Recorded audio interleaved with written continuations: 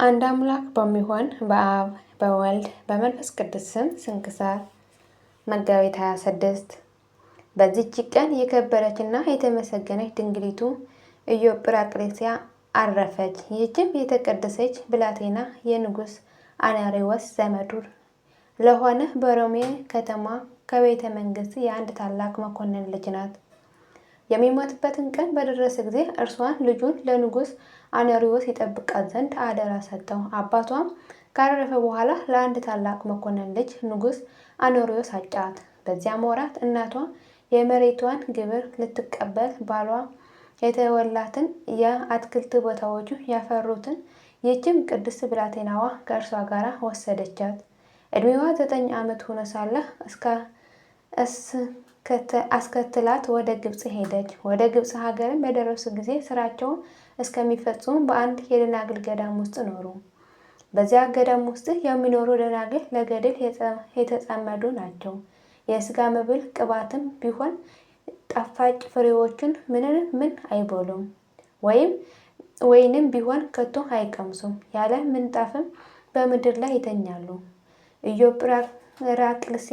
ኢዮጵራቅሊስያም በዚያ ገዳም ውስጥ መኖርን ወደደች። ገዳሙን ከምታገለግል መጋቢዋ ጋራ ተፋቅራለችና መጋቢዋም አንቺ ከዚህ ገዳም ወጥተሽ ተመልሰሽ እጮኛሽን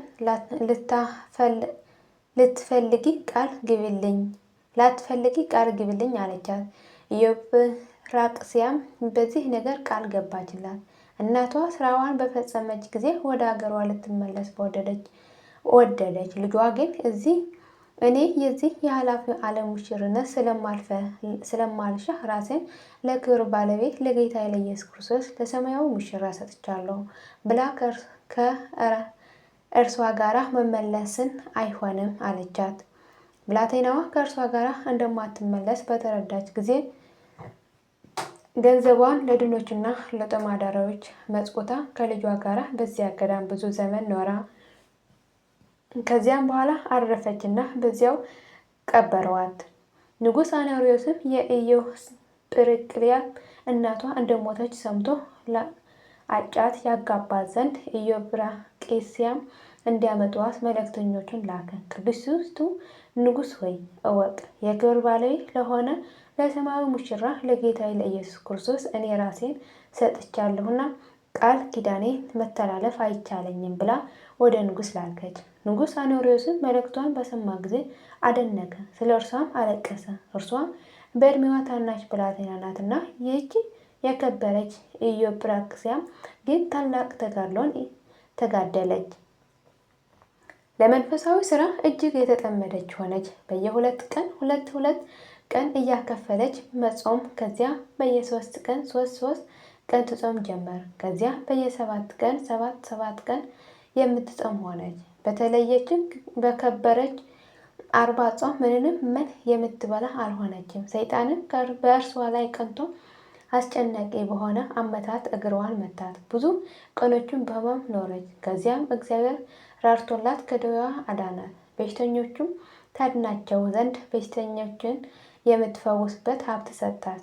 ለእመቤቷ ለእህቶቿ ደናግል በመታዘዝ ታገለግላቸው ነበር። በእህቶቿ ደናግል ሁሉ ዘንድ የተወደደች ናት። በአንዲት ዕለትም እመቤቷ አክሊላትና አዳራሾችን እንደ አዘጋጁ ራእይ አየች።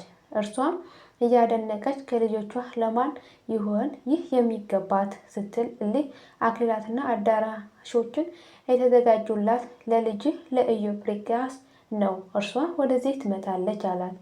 ይህም ራእይ ለደናግሎቹ ነገረቻቸው። እግዚአብሔርም ከዚህ ዓለም መከራ ሊያሳርፋት እስከ ወደደበት ቀን ለኢዮጵራቅሊስያ እንዳይነግሯት አዘዘቻቸው። ከዚህም በኋላ በሆድ ዝም ሕማም ጥቂት ታመመች። ሁሉንም ደናግል ከእመቤቷ ጋር ወደ እርሷ ተሰበሰቡ። ያች ቃል ኪዳን ያስገባቻት የምትወዳት መጋቢዋ መጣች።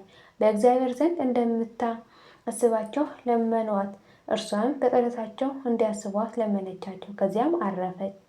የተቀደሰችና የተከበረች እርሷ እህታቸው አጥተዋልና ደናግሉ እጅግ አዝነው አለቀሱ። ከዚህም በኋላ የምትወዳት የገዳሙ መጋቢ የነበረች አረፈች። ከእርሷም በኋላ እመምኔቷ ጥቂት ቀን ታመመች። ደናግሎችም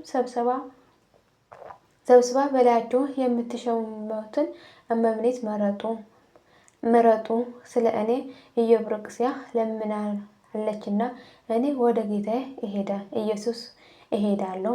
አሁን ግን ደጁን በላይ ዘግታችሁ ሂዱ አለቻቸው። እነርሱ እንዳዘዘቻቸው አደረጉ። በማግስቱ ማለድ ብለው ሲደርሱ አርፋ ያገኟት። የዚህ የከበረች እናታቸው በረከታቸው ከእኛ ጋር ለዘላለም ትኑር አሜን። ዳግመኛ በዚች ቀን የቅዱስ ፈርዮስ መታሰቢያው ነው። በረከቱ ከእኛ ጋር ትኑር ለዘላለሙ አሜን